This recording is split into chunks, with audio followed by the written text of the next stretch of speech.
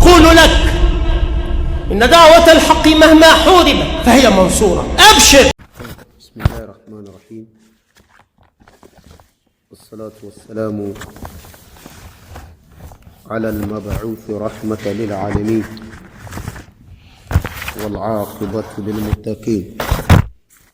فلا عدوان إلا على الظالمين، وبعد. السلام عليكم ورحمة الله. وعليكم السلام ورحمة الله. نعم. قاعدة الثالثة. القاعدة الثالثة: المرجع في فهم الكتاب والسنة هو النصوص المبينة لها وفهم السلف الصالح ومن سار على منهجهم من الأئمة، ولا يعارض ما ثبت من ذلك بمجرد احتمالات لغوية.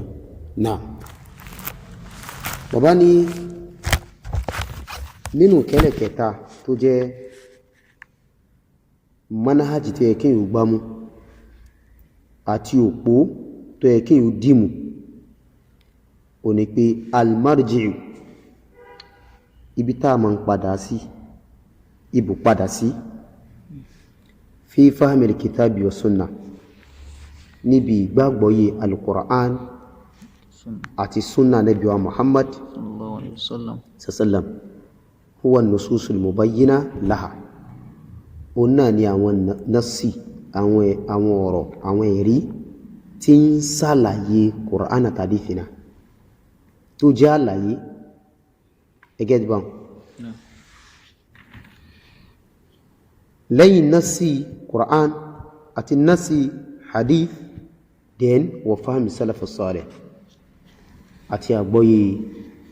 àwọn salafu salih. Gbogbo nǹkan tí yóò bá mú wá ní àyà Qur'an àbí gbogbo ìdájọ́ kan tí yóò bá mú wá, àbí gbogbo kan tí yóò bá sọ, ọ̀rọ̀ láti máa lọ lórí Qur'an, hadith, lórí àgbọ́yé àwọn ẹni ìsáájú tó jẹ́ ní rẹ̀. Ibi tá mọ̀ padà sí nìyẹn. ẹgẹ́ ti bábi. Eléyìí jẹ́ qaida, ó ní qaida ẹlẹ́kẹta من قواعد وأصول في منهج التلقي والاستدلال. inú wò pé mo gbọ́ lúgà, àpèjúwe mo gbọ́ lúgà, ẹlòmí a máa wò pé ìgbà tó ti jẹ́ lùgàwí, òun lè mú àyà Qur'an, kó òun mú hadith Ànábì wa Muhammad sallallahu alaihi wasallam sallam, kó òun máa tú pẹ̀lú kíni ìmá lúgà, kó wá fi àgbọ́yé àwọn sàhábà kó fi lẹ́lẹ̀. ṣẹ́dgẹ́t báyìí. Gbogbo ìtumọ̀ kan tí yóò bá fún al-Qur'an àbí tí yóò bá fún hadith,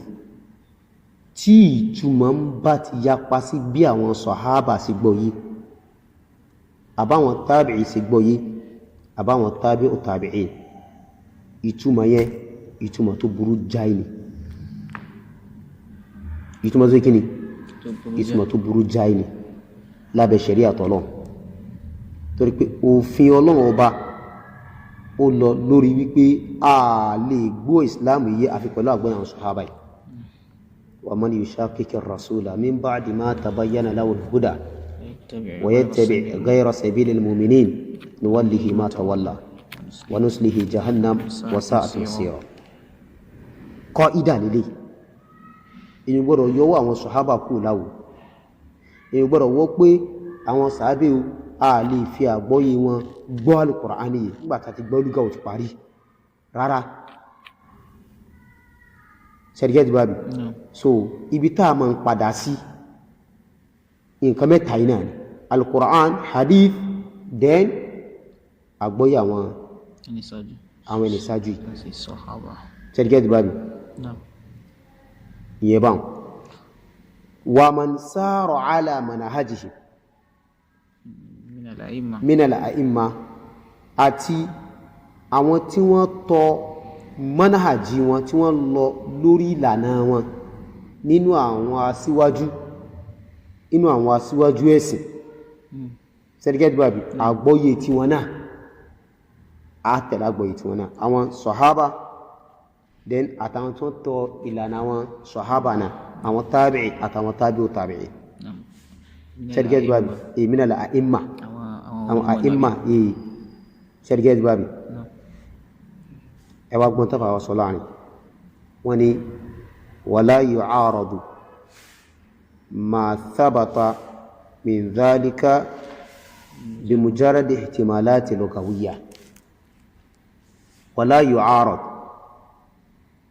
a ní fi ihtimalati lughawiyya ihtimal titi lugha kẹlímà tó yí pé nínú lọ́gà ó nítumọ̀ ọ̀tọ̀ọ̀tọ̀ ẹgbọ́ kẹlímà tó yí pé ó nítumọ̀ ọ̀tọ̀ọ̀tọ̀ nínú lọ́gà a wá ní fi ìtìmà láti yẹ ká fi ṣe tààrùdù tó fẹsẹ̀ múlẹ̀ nínú al-Qur'an àti sunnah Nabi Muhammad àní yóò kílẹ̀ náà ìtàn tíwálẹ̀ sọ fún aláàrin ó ní pé tàbárí áyà tàbí hadith tó wájá sí pé nínú áyà yẹn gbólóhùn kan wà ń bẹ tó já sí pé ó ní ihtimalat tó ní kíni ìtumọ̀ ọ̀tọ̀ọ̀tọ̀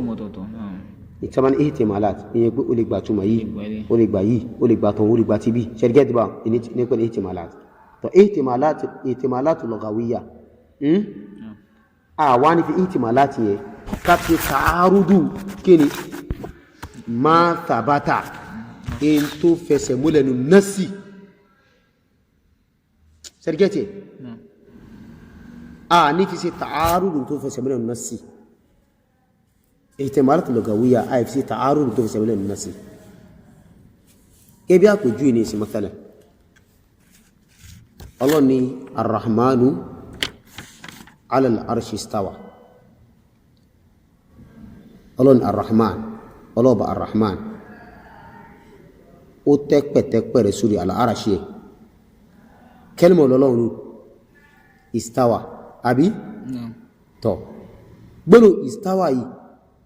bó sì wá nìyẹn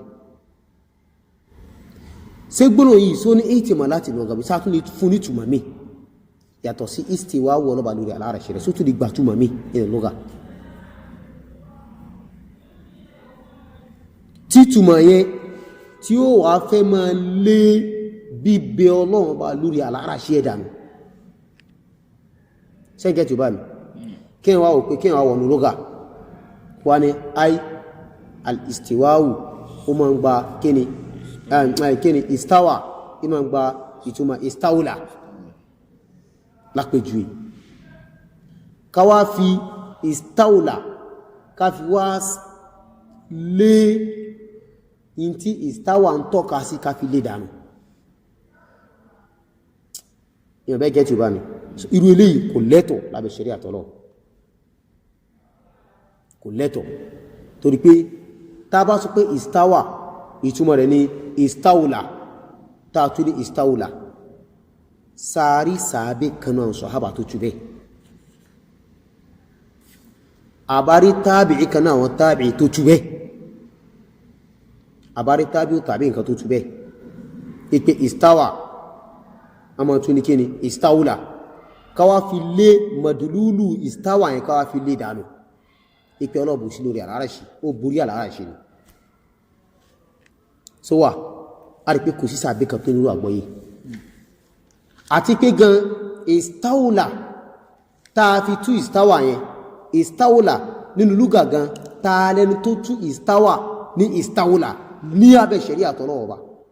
ẹni tó kọ́ mú kẹ́lẹ̀ istawla tó kọ́ mú wáfa kìí ṣe olùmọ̀lẹ́pẹ̀ ẹ̀sìn ọlọ́run Christian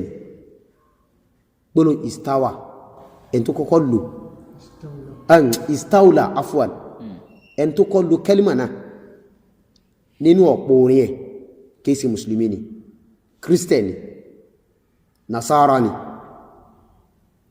ìwọ mùsùlùmí wá ń lo kẹ́límà ẹni láti fi tú àyà Qur'an ẹ̀ǹgẹ́ tiẹ̀ àwárí sàbẹ̀ kan inú àwọn tó mú mi mọ̀ níwájú Ànábì Muhammad tó tú bí wọ́n sì wá fẹ́ tú pẹ̀lú kẹ́límà istawla so irú túmọ̀ yìí túmọ̀ tó burú jáì ni ó bá rìn lẹ̀jú nínú lúgà ó ya àlùjànnú nínú ma lúgà èyí ò dá wá láàmú gbogbo tó bá fẹ́ tú à ń wú ọ dáadáa náà ǹjẹ́ àwọn sàhábà tú bó ṣe tú tí kẹ́límà bá ní ihtimalat lugawiyya a ní fi ṣe ta'arudu tó fẹsẹ̀ múlẹ̀ nù nassi qaida ni tábà ti dúró qaida yìí kí n lọ kà mọ́ lúgà kó kájú bẹ̀rẹ̀ kó ma fi ṣe fáàrí pa ní mọ́ lúgà kírísítẹ̀n gan ó gùrù jọ ọlọ́run bí lúgà ń gbà ní àwọn tí èsè mùsùlùmí gan ìmọ̀ lúgà sóhun wá jẹ́ gáyà ni wàsílà ní mọ́ lúgà wàsílà lásán ni kì í ṣe gáyà ó bá ní mọ́ lúgà jù bẹ́ẹ̀ lọ èyí ò sọ pé mọ́ lúgà ló gbé wà ní Jánnà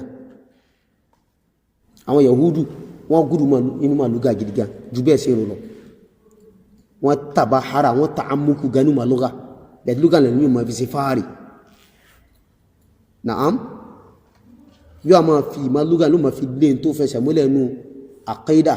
tó fẹsẹ̀ múlẹ̀ nínú kíni inú ọ̀rọ̀ lọ́rọ̀ àbí sísẹ̀lẹ̀ yóò ma fi ma lugha yóò ma fi lè dànù òun ṣe fáwọn ọ̀tá ìsìlámù ní ẹ̀nà kọ́lọ̀ bala ló sànù wa